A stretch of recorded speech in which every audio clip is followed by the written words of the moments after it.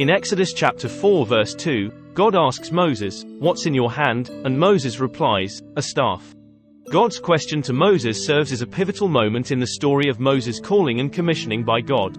Moses had been reluctant to accept God's command to confront Pharaoh and lead the Israelites out of slavery in Egypt at this point in the narrative. This staff was a common shepherd's staff that Moses used in his previous occupation as a shepherd in Midian. It was a simple and ordinary object. In front of Pharaoh and the Israelites, God proceeded to work wondrous signs and wonders using this rod as a potent tool. Through Moses, God would strike the Nile River to turn it into blood, and bring forth plagues upon Egypt. This interaction between God and Moses demonstrates God's ability to use the ordinary and transform it into something extraordinary. It symbolizes God's power and authority over all creation, even the seemingly insignificant or mundane.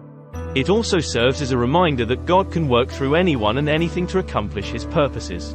The staff becomes a symbol of God's presence and guidance as Moses leads the Israelites out of Egypt and towards the Promised Land. It represents the divine authority and protection that Moses carries as he fulfills his role as God's chosen leader. The message conveyed in Exodus chapter 4 verse 2 is one of trust, obedience, and reliance on God's power. This exchange serves as a reminder that God can use what we already have in our hands, no matter how ordinary or insignificant it may seem, to accomplish great things for His glory and His purposes. It symbolizes the potential and abilities that God has placed within each of us. This encourages us to recognize and utilize the resources, talents, and opportunities that God has given us.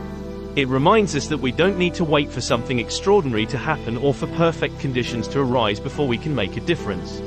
Just like Moses, we may have doubts, insecurities, or limitations, but God can work through us despite our weaknesses. He invites us to surrender what is in our hands, whether it's our skills, time, possessions, or influence, and trust Him to use them to bring about His plans and blessings.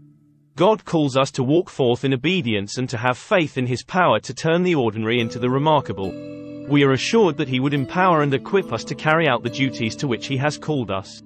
Thank you for watching this video. Please press the like button, smash the subscribe button, share, and leave a comment.